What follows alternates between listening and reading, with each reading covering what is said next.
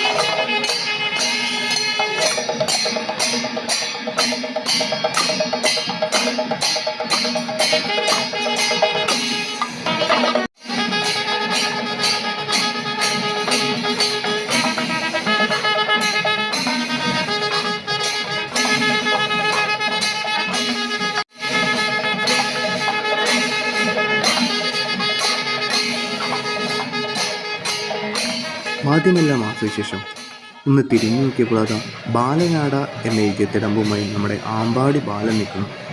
ആന ഒറ്റയ്ക്കാണെങ്കിലും നല്ലൊരു ഫ്രെയിം തന്നെയായിരുന്നു കേട്ടോ അത്. തൊട്ടടുത്ത് തന്നെ കാവിൻ്റെ ഒരു വശത്തായിട്ട് കാളയുടെയും കുതിരയുടെയൊക്കെ കാവ് കയറ്റവും അവിടെ നടക്കുന്നുണ്ടായിരുന്നു കേട്ടോ. അത്യാവശ്യം നല്ല വാദ്യങ്ങളും ഉത്സാഹത്തിൽ തന്നെയായിരുന്നു എല്ലാവരും.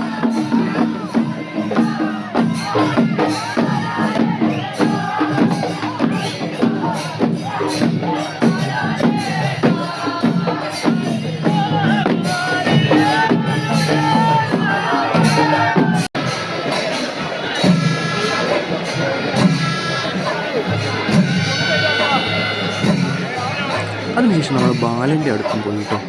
അത്യാവശ്യം ഒരാനെ നയിക്കുന്നതാണെങ്കിലും അത്യാവശ്യം നല്ല വാദ്യവും നല്ല രീതിയിൽ അവർ കൈകാര്യം ചെയ്യുന്നുണ്ടായിരുന്നു കേട്ടോ.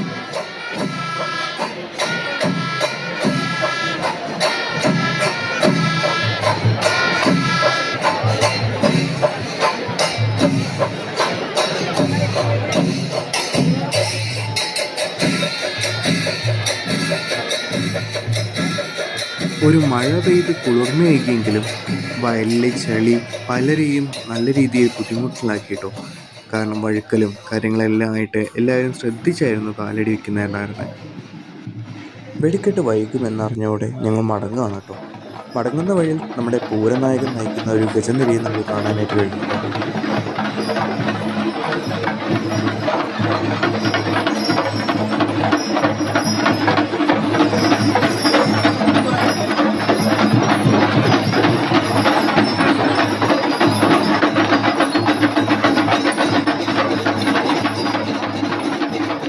അതിനുശേഷം മറ്റനവധി ദേശങ്ങളുടെ വരവുകളും കാര്യങ്ങളെല്ലാം ഉണ്ടായിരുന്നു. വാദ്യങ്ങളും തെയ്യം പോലുള്ള കലാരൂപങ്ങളും കാര്യങ്ങളെല്ലാം ഉണ്ടായിരുന്നു. പക്ഷെ നമ്മളതൊന്നും കൂടുതൽ റെക്കോർഡ് ചെയ്യാനോ നമ്മളത് കാണാനോ നിന്നില്ല കേട്ടോ. കാരണം നമ്മൾ പോകുന്ന ഉത്രാളിക്കാവിൽ നിന്ന് സാമ്പിൾ വെടിക്കെട്ടും നമുക്ക് മേളവും ഉണ്ടെന്ന് അറിഞ്ഞു കേട്ടോ. അപ്പോൾ നമ്മളിവിടെ വെയിറ്റ് ചെയ്യുന്ന 9:30 വരെയൊക്കെ ആവും വെടിക്കെട്ടെന്ന് പറഞ്ഞപ്പോൾ നമ്മളത് വെയിറ്റ് ചെയ്യുന്നില്ല.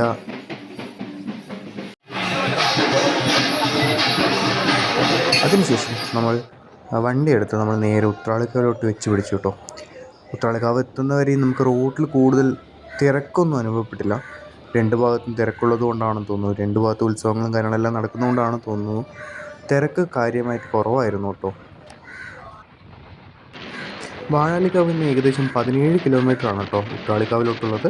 നമുക്ക് റോഡ് എത്തിക്കഴിഞ്ഞ് ചോദിച്ചാൽ ഒരു 15 കിലോമീറ്റർ സംതിങ്ങാണ് ഉത്രാളിക്കാവിലോട്ടുള്ളത്. അപ്പോൾ നമ്മളെന്തായാലും ഉത്രാളിക്കാവിലോട്ട് പോവുകയാണ്. നമ്മൾ അടുത്തവരെ എത്തി ഉത്രാളിക്കാവിൽ നമ്മൾ കാണാതെ പോകുന്നത് മോശമെന്ന് തോന്നി. അതുകൊണ്ടാണ് നമ്മൾ നേരെ ഉത്രാളിക്കാവിലോട്ട് വെച്ച് പിടിച്ചത് കേട്ടോ. ഉത്രാളിക്കാവ് എത്തുമ്പോൾ തന്നെ അത്യാവശ്യം നല്ല തിരക്ക് അനുഭവപ്പെട്ടു കേട്ടോ. സൈഡിൽ ഒപ്പം വന്നവൻ തുള്ളിച്ചാടി നടക്കുന്നതും കാണാം. ഉത്രാളിക്കാവ് എന്ന് പറയുമ്പോൾ ഞങ്ങൾ പൂരത്തിന് വരുമ്പോൾ പോലും നമുക്ക് ഇത്ര തിരക്ക് അനുഭവപ്പെട്ടിട്ടില്ല കേട്ടോ. വാഹനങ്ങൾ നിർത്തിയത് കഴിഞ്ഞ പ്രാവശ്യം പൂരത്തിന് നിർത്തിയതിനേക്കാളും ഒരുപാട് മുന്നിലായിപ്പോയി. ഒരുപാട് ഇന്ന് നടന്നുകൊണ്ടാണ് തോന്നുന്നു നല്ല ക്ഷീണം അനുഭവപ്പെട്ടു. എന്നാലും ഉത്രാളിക്കാവ് എത്തിയപ്പോൾ അതൊക്കെ മാറി.